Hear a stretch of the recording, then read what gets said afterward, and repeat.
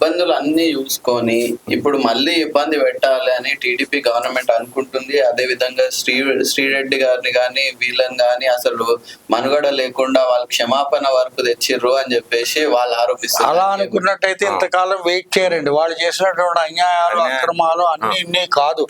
Telugu Desam party కార్యకర్తల్ని పోలీసుల చేత తండిపించారు, బూడులతో కొట్టిపించారు. అమరావతి రైతులు పాదయాత్ర చేస్తుంటే ఎన్నో అడ్డంకులు పెట్టారు.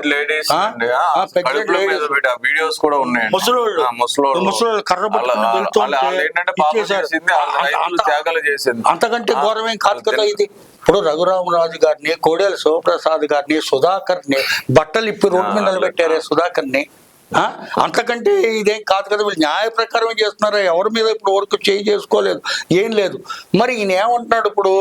ఈ పోసాని కృష్ణమురళి నేనేదో తప్పైపోయింది, నా చేతేమో సజ్జల రామకృష్ణారెడ్డి ఇవన్నీ చేయించాడు, వాళ్ళు చెప్పిన ప్రకారమే నేను ఇవన్నీ చేశాను, నాలో ఎటువంటి ఇది లేదు అని చెప్పి. ఈ విషయం నేను ఏనాడో చెప్పాను. ఏది?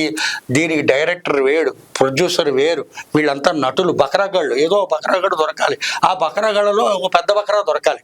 దానికోసం అని చెప్పి వీళ్ళని ఉపయోగించుకున్నారు. ఇప్పుడు వీళ్ళు ఏం చెప్తారు? మాకేమీ ఇదేం లేదు, ఆయన పర్సనల్గా ఆయన ఏదో మాట్లాడుకున్నా చెప్తారు తప్ప దీని వెనకాల బ్యాక్గ్రౌండ్ బాగా గట్టిగా జరిగిందండి.